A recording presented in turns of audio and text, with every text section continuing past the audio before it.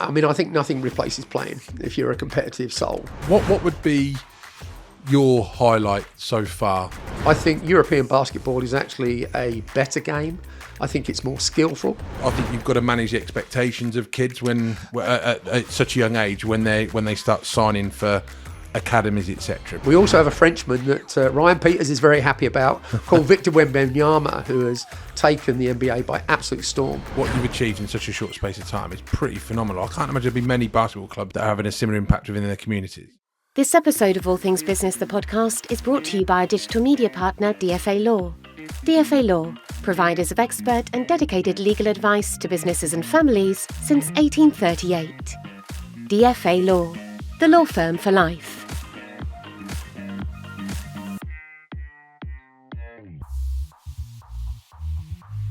Pete, welcome to the podcast. Thanks very much, Ben. Great to be here. Now, we've met a couple of times over the last year. We've got a few friends in common. Probably the best one is Milton Keynes' most favourite baker. Yeah, Mr. Peters. Yeah. Mr. Peters. But he raves about you and he says that you do a lot for the Milton Keynes community. And then when we had that chat at the, it was Joe Ronan's event, I said, listen, we need to sit down and have a chat because some of the figures that you were talking about in terms of the kids that you're helping and stuff was very, very impressive. Sure. So I want to learn more about that, and hopefully our audience this will inspire or it will educate them as well. I hope so. So Milton Keynes Basketball Club, MK Breakers, which has probably been in the news a lot over this last 12 months due to the success of the men's team, if you like, which we'll come on to. But let's go back to where it all started. Yeah. How did you get into basketball? So obviously I've been in basketball for probably 50 years. Originally from the Luton area, played my basketball down there. And then I was an aspiring basketball player, then an aspiring basketball coach. I actually coached in Northampton back in the 80s when Avon were a huge sponsor of women's basketball. Really? I went to Wembley 2 years running with Northampton. And then I've always had an affinity for women's basketball as well. Yeah. But I actually got out of basketball for quite a few years. My wife and I have two boys. They both turned out to be golfers, and so we ended up having a decade in the States. Left Milton Keynes, went to America, lived in the Orlando area. Both our boys were on golf scholarships in the States. Oh, so they can play a bit then? Yeah, they can both play a bit. and then we returned back in 2012, effectively to be retired. Yeah. But after about 3 months, I was very bored. And so I decided I was going to do a little bit of basketball coaching just to kind of get back into it and help out in the local community in Milton Keynes. I found a small club called Shenley Scorpions, who've been around for about 15 years. And so I went down there and just kind of offered to help out a little bit. Within about a month, they'd asked me to take a club over because they'd spent 15 years kind of just doing the same thing. Yeah. You know, a couple of volunteers collecting the pound coins every Saturday and just really almost going through the motions. Up until that point, did you prefer coaching over playing when you were playing? Or did you think actually, coaching is where I want to? Because obviously you can be involved a lot longer when you're coaching rather than playing. Yeah, sure. No, I mean, I think nothing replaces playing. If you're a competitive soul, then I think nothing replaces actually playing. Coaching, actually, I find incredibly rewarding because it is. Basketball is just like a game of chess in reality. It might seem as if it's going at 100 miles an hour, but actually it's a very strategic game. And you can literally, it changes almost minute by minute. And do you find it, I don't know if frustrating is the right word, but I think in Europe it's safe to say that it's a lot bigger than what it is in our country, yeah? And obviously in America, I mean, everyone, but basketball, that's the sport, isn't it? Yeah, I think if you look at, we all grew up on I certainly grew up on the NBA and watching NBA. Magic Johnson. Yeah, certainly the Lakers and the Celtics of the 80s and various things and the Jordans of this world. In reality, if you look, I would suggest that American basketball and European basketball are totally different games. totally different games. So I think European basketball is actually a better game. I think it's more skillful. I think there's more attention to the skills in Europe. In the States, you obviously have huge athleticism, huge money involved in it. But actually, it's quite interesting. If you looked at the States over the last 2 or 3 years, you will see an abundance of European players, including obviously somebody from Milton Keynes. Yeah. So we now have Jeremy playing in the NBA in San Antonio. Yeah. We also have a Frenchman that Ryan Peters is very happy about, called Victor Wembanyama, who has taken the NBA by absolute storm. Really? French guy. Yeah. Brioche Pasquier are very, very happy about that. And so we'll just go back to Shenley Scorpions. So that was 2012. That was the back. No. That was actually the back end of 2017. I spent a bit of time back in the UK, kind of figuring out what I was going to do. I have other interests, business interests in property and things like that. So it was kind of building some of that back up. But then I was ready to do something. So Shenley Scorpions was in a small gym in Shenley Leisure Centre. Yeah. About 30, 40 kids. And that was the start of it. And how often were you training back then? That was just a Saturday afternoon. Just a Saturday afternoon. And then they asked me as if I'd be interested in taking over. So I sat down with my wife, Alison, and I said, you know the way I am. If we're going to do this, we're going to do it properly. We're doing this together. And we're going to do it properly. And that means... And that's a fundamental way of looking at something. So rather than looking at something top down, I was interested in looking at something from the ground floor up, which was truly community based, and not just about having the best players. So when we fast forward then, so obviously you and Alison have made a decision to we're gonna go forward and do this properly. When did the charity part of the club get formed? Well, okay, so basically what happened, the club, we grew very quickly to 300 or 400 kids, and then obviously COVID came along. And 300 or 400? Yeah. And were you still just playing or training on a Saturday? Or But by that time, we were using Bletchley Leisure Centre. Yeah. So they have 2 courts down there, so we used that. I was so confident. So can I just go back to it? Let me tell you about Milton Keynes, because obviously there was a basketball club here in Milton Keynes back in the 2010, 2012 era, the MK Lions. In truth, while they did a great job and they were very successful, they didn't really leave much of a legacy in local basketball. So we were struggling. But when I sat down and looked at it as a business opportunity, and by business I mean to grow something, not necessarily to make lots of money, because that's never going to happen. But the one thing that was very obvious was that we have a very vibrant city, 300,000 people, very young population. So in terms of where was I going to find players, that was a no-brainer. It was. I thought that was the simplest thing going. The big problem was where were they going to play and who was going to coach them. Historically, I've obviously been involved with England coaching and National League coaching. So I'm a great believer that coaching is the key to everything. That's the key to success. Yeah. If you want long-term success, sport and business. Yeah, you have to put time, effort, and money into your coaching. So that's kind of what I did. So as we've gone down the road, we've obviously invested in coaching, and I'm sure we'll talk about it later. But the results are there, very obviously to see. COVID came. I mean, what was it? Literally just that was it? No, we were very active online. We were running. I was running basketball competitions every week online. Really? Yeah, we had online little basketball sessions. We tried to do all sorts of things just to keep people involved.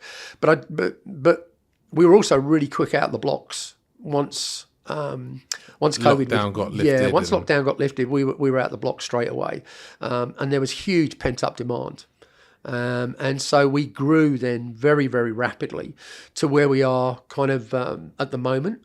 At the moment, we're about 1,000 boys and girls. Really? We start them at 4 years old and they go up to 19, boys and girls. So the way we operate is that we have a number of local basketball venues. Yeah. So we have Shenley Brook End School. Yeah. We have Stantonbury School. We use Lord Grey as well in the middle of town. Yeah. Bletchley Leisure Centre and Oak Grove School. If you think about that, that's actually 5 very good spots within the quadrant. Yeah. Within the Easily accessible. Easily accessible. Yeah. So the idea was, and it's taken me a few years to get to that point, but the idea was that we wanted the kids to be able to walk and cycle and not rely on the public transport system that Milton Keynes is so famous for, or not. And so 1,000. And just talk me through. I need to ask. Talk me through a typical week for you and Alison.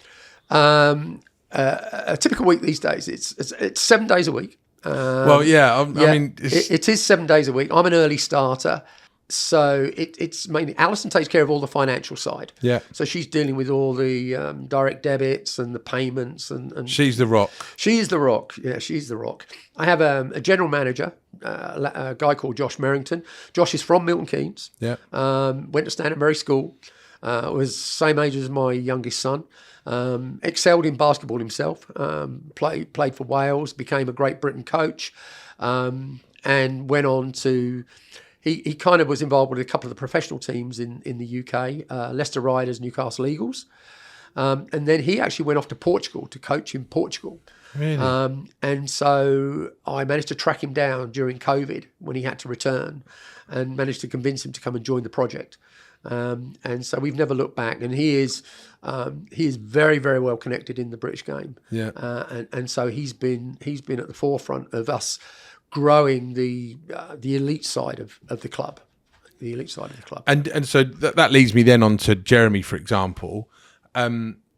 Forgive me, how old is Jeremy now? Jeremy must be about 25, 26, yeah, 25. And to talk me through on that journey, because this is more than, I mean, you use the word their project, and I mean, the to start from 30 or 40 and now have 1,000 children, I mean, that's pretty special and amazing. Yeah. But there is and I also appreciate this because I struggle with this in football, where we've got all of these different academies that are popping up.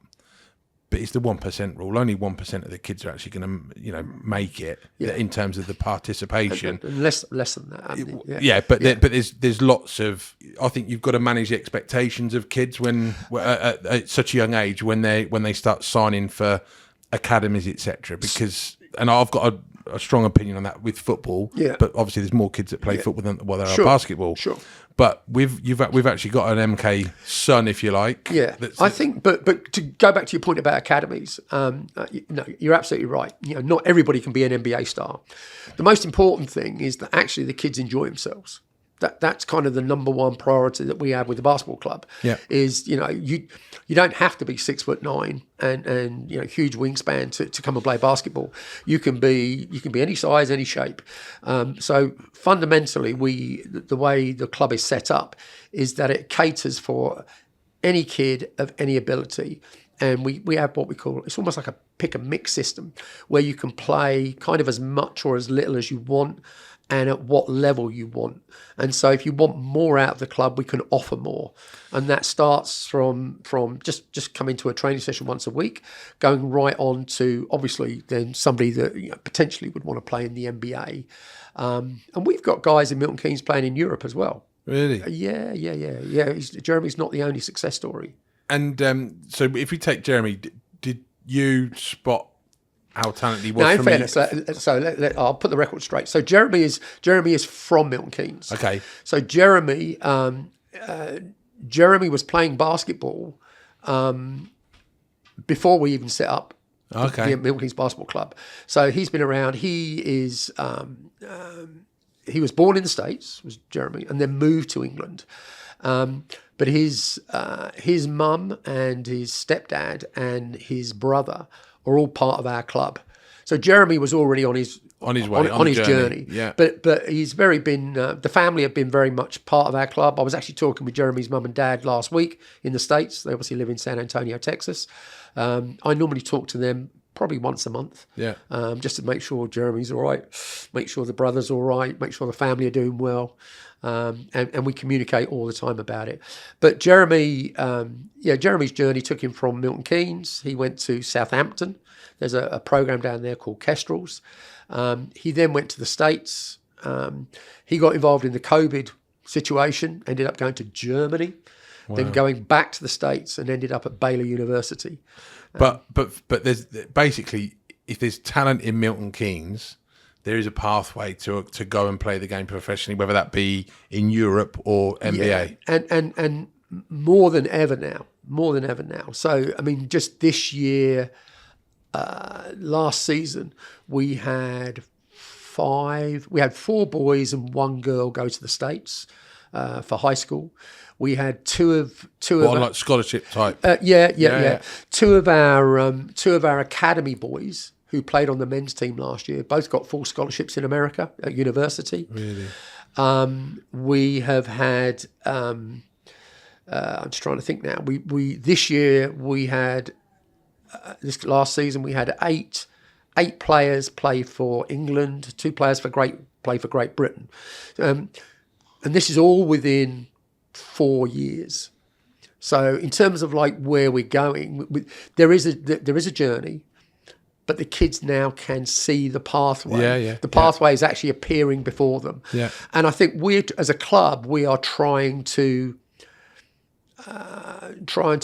make sure that pathway is a good pathway, because just going to America is a very big statement.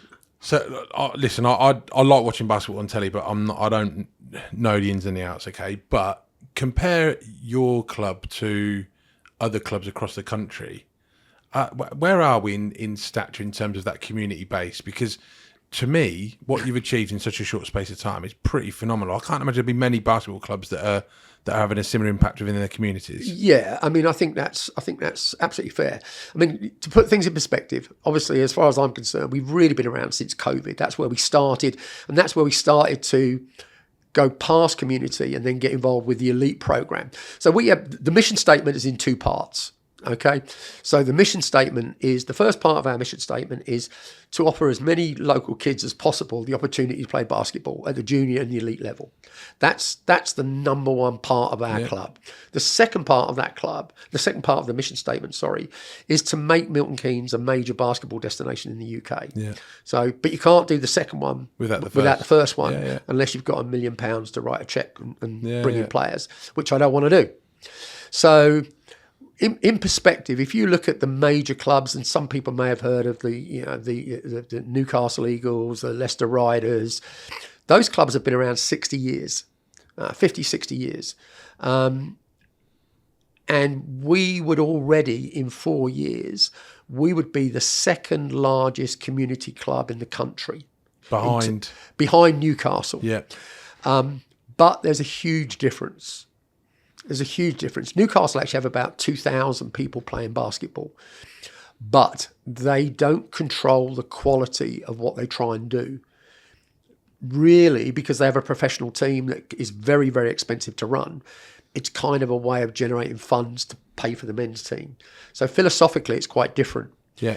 Ours is not. Ours is about, we want kids to play basketball and we want them all to get better. So the difference is that I have 6 full-time coaches, which cost me over £200,000 a year just to have 6 full-time coaches. And they get involved even at community level. And we go past community because we go into schools as well. Yeah. So I've probably got another 300-400 in schools. Okay, so I want to go back. Talk me through like an average week. So the average week, because you must be there must be training going on somewhere every day of the week. Oh yeah, so there's basketball going on 7 days a week because it's not just the community programs. So as I said, we have our community centres. Yeah. So we have age groups. So the age groups are under 6, under 8, under 10, under 12, under 14, under 16, under 19. And do you find that some kids are just basketball, or they're doing a combination of basketball, football, rugby, or? I think a lot of kids most kids do football. Yeah, most kids are doing football, and so But there comes an age when they have to decide which one they're going to sort of back, because they perhaps need to dedicate themselves more to 2 sessions a week or 3, or then they've got to decide who they're going to play for on a Saturday or a Sunday. We've had football players, we've had rugby players, and we've had athletes, and some have decided to play basketball. In fact, we've just lost a girl to Aston Villa Football Club because she's a very good footballer, and she decided that football, she fancied football. Yeah. I have a different philosophy earlier to what you said earlier. I think it's much easier to be successful if you're a big fish in a small pond, rather than a small fish in a very, very, very big pond, and what that can do for you in terms of what success might look like. But we take those kids. So those kids all come to basketball and they're playing every night. What they can then do if they want to play a bit more competitively, we run what's called our own central venue league in Milton Keynes. And so you sign up for your own team at Bletchley or Shenley or whatever else, and then you can come and play competitively against the other venues down at Bletchley Leisure Centre, kind of almost every Saturday. We run our own inter-club league. Now, to the best of my knowledge, we are the only club in the country that does that because of the size of us, where it's all controlled by ourselves. As I said, we're quite different to Newcastle. And I think if you look at, and the way I can demonstrate that is because as well as our community program, and we'll go on to our elite programs, we went to Newcastle this year with our under 14 elite program, and we beat their elite program by 90 points, I believe. Their academy came down to play our academy. We beat them by 50 points. What that tells me is they have numbers. So with 2,000 kids, but they don't try and control the quality or invest to produce quality. And we're trying to do that all the way through. So if we you've got 6 full-time coaches, what would they have, do you think, roughly? In terms of? Full-time coaches. Newcastle will probably, I don't think Newcastle they will have full-time coaches on their professional side. Yeah. On their community side, they will have, I don't know, I think they probably have 2 or 3 community coaches, but theirs is quite a different business model. Yeah. If you look at it, they are a business that are actually need to make a profit to fund probably £1 million a year business. We are not, and that's not our objective. Yeah. So what's the biggest challenge? Because if you look at, if this was on a graph, you've gone from 100, say, kids up to 1,000 in 4 years. I mean, I'm not saying you're going to get to 2,000 over the next 4 years, but what's the goal? And then what's the challenge that goes with that? So if you look at Milton Keynes, I don't think we've really scratched the surface. Really? If I was honest, I don't think we scratched the surface. I think we could be at 2,000 kids because, as I said, we go into schools as well. So all of this is happening out of our own efforts. We've over the last couple of years, we're doing more and more in the schools as well. So we run the primary schools basketball in Milton Keynes. We run the secondary schools basketball in Milton Keynes. You go in and put on basketball sessions for kids out of school lessons, or we do both. We do mostly out of school, what we call after school clubs, that type of thing, and then we also do in school coaching as well. But the beauty of the after school sessions is that we then offer them a pathway into the club. And that's kind of one of my big things, which is that it's all very well people putting time and effort into helping kids and get a 6-week program. But if there isn't somewhere for them to go afterwards, that means those kids just go back to where they've come from and nothing, and very little's been achieved. For us, I look at it and I want those kids to become part of the club. And we're putting a major emphasis now on the primary school kids. So sort of 7, 8, 9-year-olds, because obviously, if we can get them into the club, first we get them in early before they've kind of decided on football or rugby or athletics. That's one thing. Secondly, we get them for more years. Yeah. So that helps the club and the finances. The third thing, which is really important, the kids don't see it and the parents don't see it, is if we can get a kid in at 7, 8 years old, through our coaching program, there's the basics they learn by the time they're 12. They are ready to play the game of basketball. Yeah. Whereas I can tell you, most clubs don't even have, well, very, very few clubs have full-time coaches. And nobody has a program the same way that we do that is looking to get kids ready to play basketball by the time they're 12. And again, you've only got to look at our junior program, I'm sure we'll talk about that, which demonstrates the success. And from a parent's perspective, I think it's great. I mean, I've got a 6-year-old boy, but having the opportunity for him to learn different sports, I think is great because it's just all learning. B, it keeps him off his iPad, and he gets knackered a lot quicker, which means he gets to sleep on time, and which means he sleeps better. But it's different circle with friends from a social perspective. and he's using different skills and learning different skills along the way. I mean, this is an interesting one because I've seen this in the rugby and the football, but with basketball, obviously, is it a different type of coaching for junior to adult, and it require a different skill set? Yes. I think it does. Obviously, if you're dealing with 4, 5, and 6 year olds, it's completely different. No attention span. The kids are just wandering off to see their mums and dads all the time, and so it is a different skill set. We're not. Our guys aren't professional coaches. Most of our coaches are young coaches because, frankly, that's what we can afford. The other challenge is because basketball is a small sport, the coaching pool is pretty limited. Yeah. And the guys that get involved in coaching, like I did, you want to coach at the highest level you possibly can.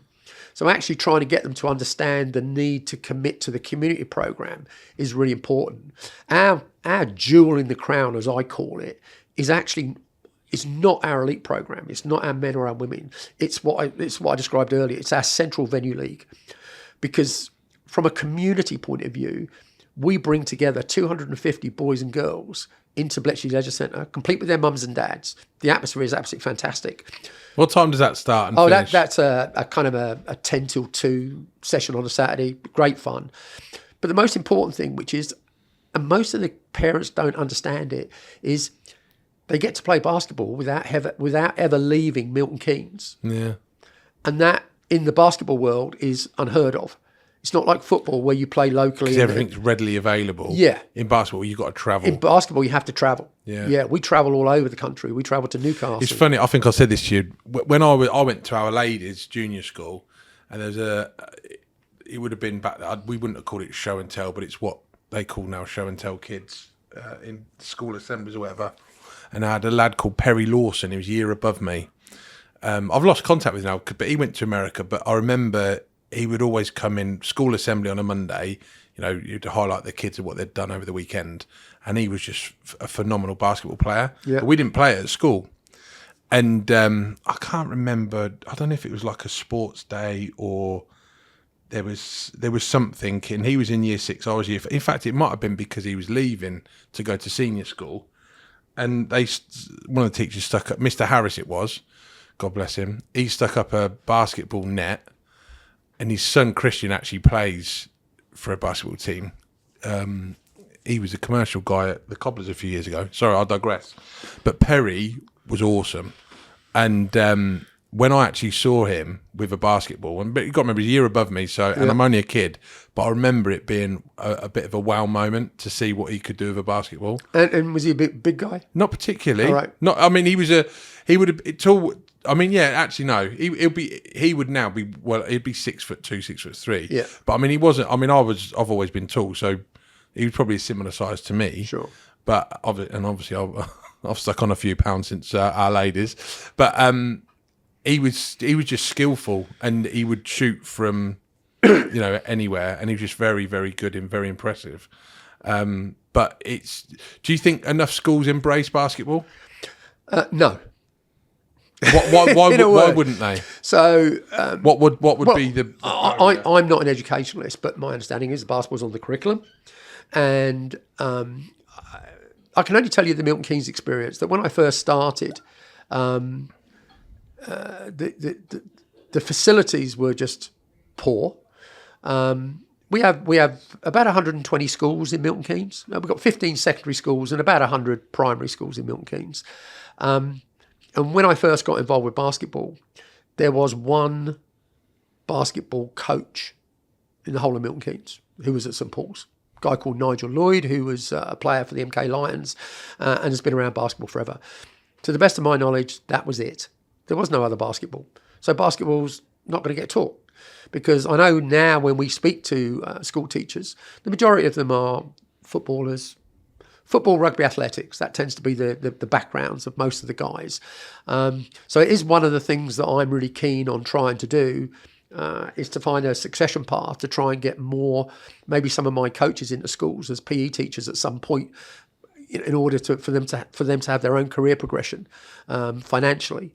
But then to have a few more schools which are perhaps have a basketball bias Again, back to being a big fish in a small pond. Yeah, and venue-wise, I don't know if this is even possible because I struggle to see how much you space. But would the dream one day be to have one venue rather than having it split across 5, or does that actually work well? Would you prefer it to always have multiple venues? Everybody's always nagging me that we should always have our own arena and we should do this and we should do that. I keep reminding them that we're a community-based club.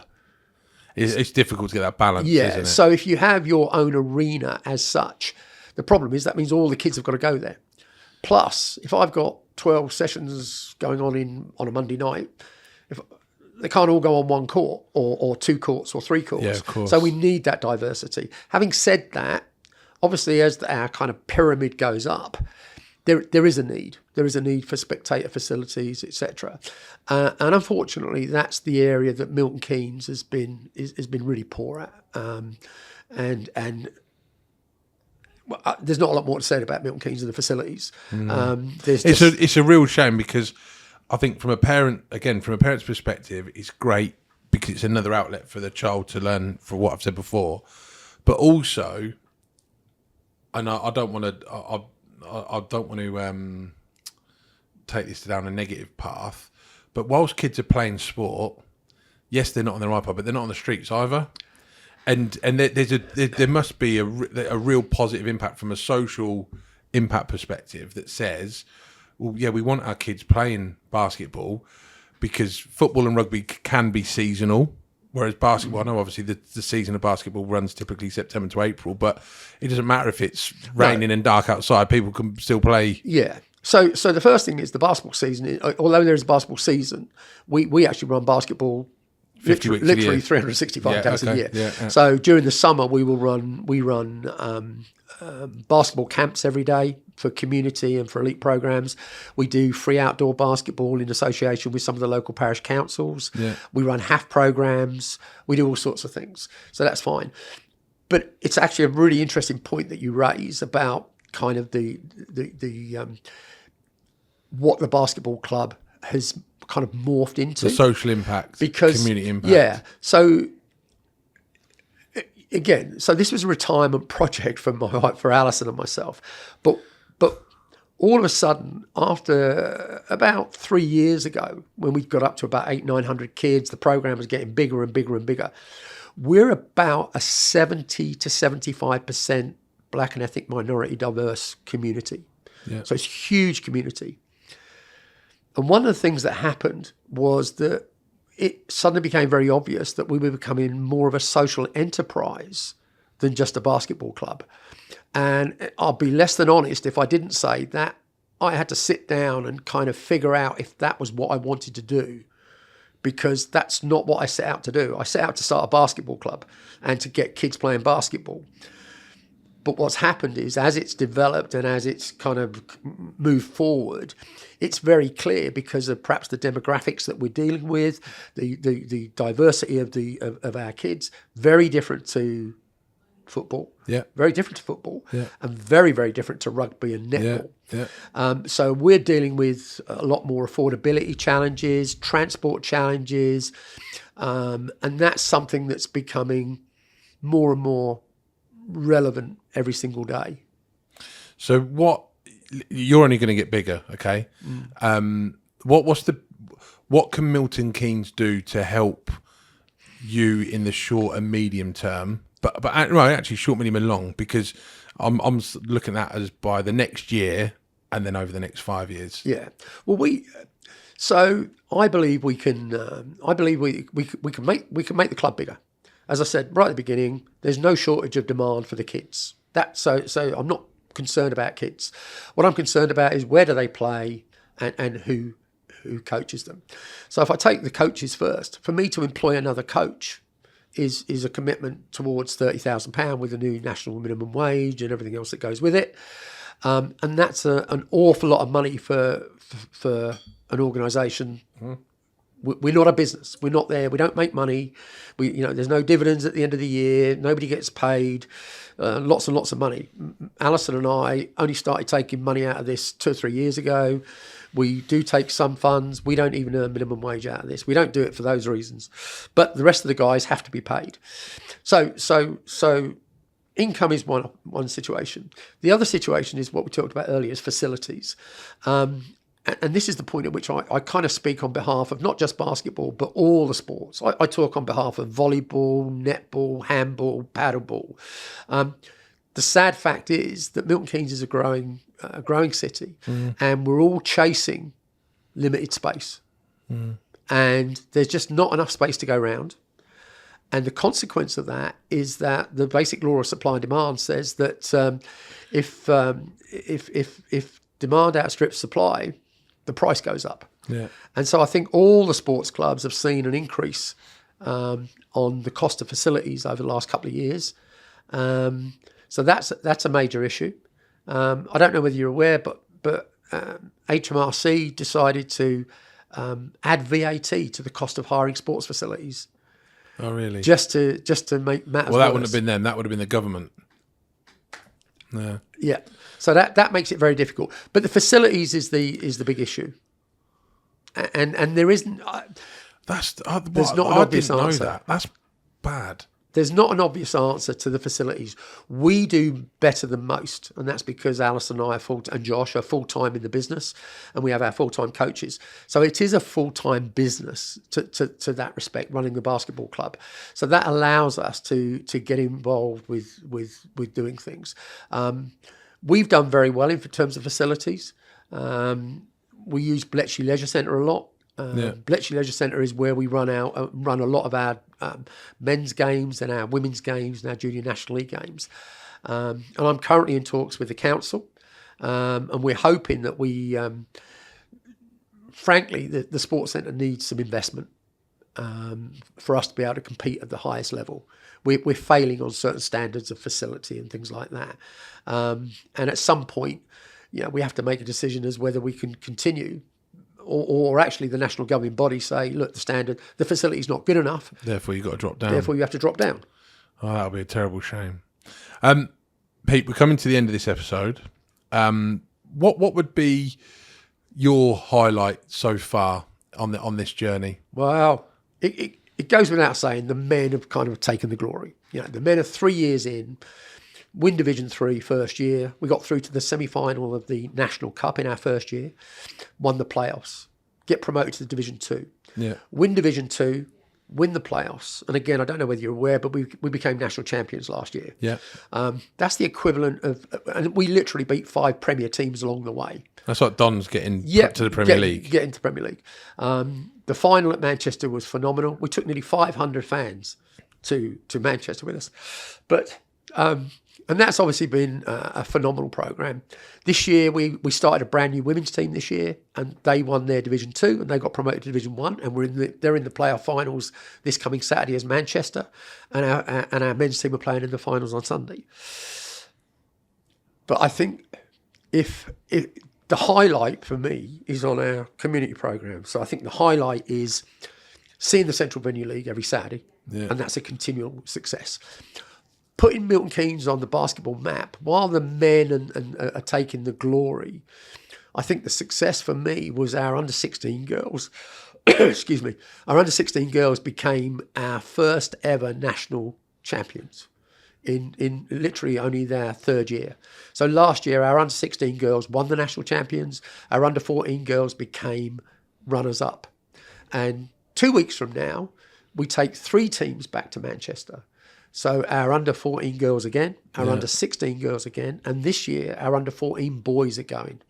And our under-14 boys are a very, very exciting group of kids. Really? Yeah, really. So, and have a lot of them been with you since like under-10s? Yeah, so it's almost you're now starting to see they're going to coming into the adult game as a result of... Yeah. So we now have 12 junior National League teams. Starting at under 12, so we have 2 at under 12. We have I think it's 4 or 5 at under 14, then under 16, then under 18. Plus we have academies. I mean, there's so much else going on behind the club.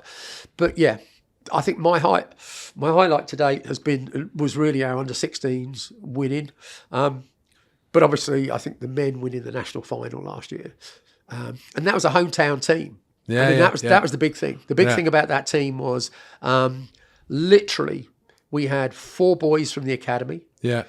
The rest of the team, we had one guy from Northampton. The rest of the guys were from Milton Keynes. We had a token American, but he was actually working at Mercedes-Benz. So he was a Milton Keynes guy.